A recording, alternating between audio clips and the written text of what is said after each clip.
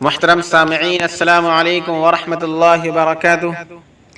ایک بہت اہم سوال یہ آیا ہوا ہے کہ جوتے چپل پہن کر نماز جنازہ پڑھنا کیسا ہے؟ الجواب باللہ التوفیق۔ بسم اللہ الرحمن الرحیم۔ جوتے چپل پہن کر نماز جنازہ پڑھنے کی چند صورتیں ہیں۔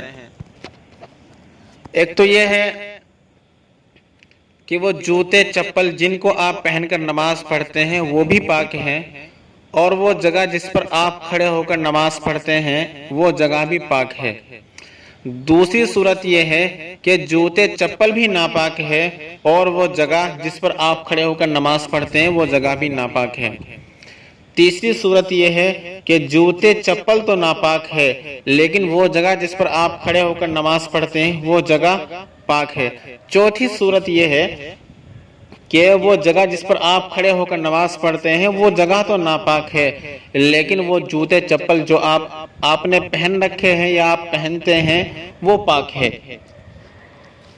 تو پہلی صورت تو یہ ہے کہ جوتے چپل بھی پاک ہے اور جگہ بھی پاک ہے، تو اب آپ کو اختیار ہے، چاہے آپ انہیں اتار کر نماز پڑھیں چاہے انہی میں نماز پڑھیں، آپ کی نماز اب ہو جائے گی۔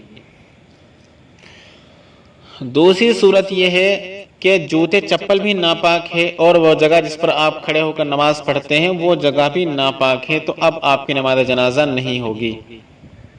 تیسری صورت یہ ہے کہ جگہ پاک ہے، جوتے چپل جو آپ نے پہن رکھے ہیں وہ ناپاک ہے، تو آپ کے لیے ان جوتوں چپلوں کو نکال کر الگ رکھ دینا واجب ہے، آپ ان پر کھڑے ہو کر نماز نہیں پڑھ سکتے، اور کیونکہ جگہ پاک ہے لہٰذا اس پر کھڑے ہو کر نماز جنازہ پڑھنے سے نماز ادا ہو جائے گی۔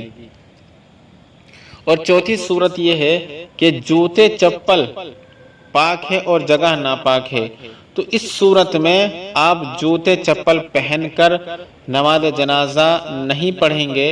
اگر آپ نے جوتے چپل پہن کر نماز جنازہ ادا کی تو اب آپ کی نماز نہیں ہوگی، اگرچہ آپ کے جوتے چپل وہ پاک ہیں لیکن زمین کا وہ حصہ جو آپ کے جوتوں سے لگ رہا ہے وہ ناپاک ہے، اس وجہ سے نماز جنازہ ادا نہیں ہوگی۔ لہٰذا اس چوتھی صورت میں جوتے چپل نکال کر ان پر کھڑے ہو کر نماز جنازہ ادا کرنے سے ادا ہو جائے گی۔ خلاصہ کلام یہ نکل کر آتا ہے، نمبر 1، جوتا چپل پہن کر نماز جنازہ پڑھنے کی صورت میں پورا جوتا یا چپل اور جوتا چپل کی جگہ دونوں کا پاک ہونا ضروری ہے۔ اگر جوتے چپل کا کوئی بھی حصہ یا جوتا چپل کی جگہ ناپاک ہوئی اور اس کی ناپاکی بقدر مانے ہیں تو نماز نہیں ہوگی، بحوالہ فتاوی دارالعلوم دیوبند۔ دوسری صورت یہ ہے، جب آدمی جوتا چپل پہن کر نماز جنازہ پڑھے گا تو جسم کے کپڑوں کی طرح جوتا چپل انسان کے تابع ہوں گے، اس لیے جگہ کی طرح ان کا بھی پاک ہونا ضروری ہوگا، اور جوتا چپل پر کھڑے ہو کر نماز پڑھی جائے تو اس صورت میں جوتا چپل وہ انسان کے تابع نہیں ہوں گے۔ اور تیسری بات، اگر کوئی شخص جوتا چپل اتار کر ان پر کھڑے ہو کر نماز پڑھے تو صرف جوتا چپل کے اس حصے کا پاک ہونا کافی ہے جس پر آدمی کا پیر ہو، جگہ کا یا جوتا چپل کے تلے اور اطراف کا پاک ہونا ضروری نہیں۔ اور اگر جوتا چپل اتار کر زمین پر کھڑے ہو کر نماز پڑھی جائے تو صرف زمین کا پاک ہونا کافی ہے، بحوالہ فتاوی محمودیہ۔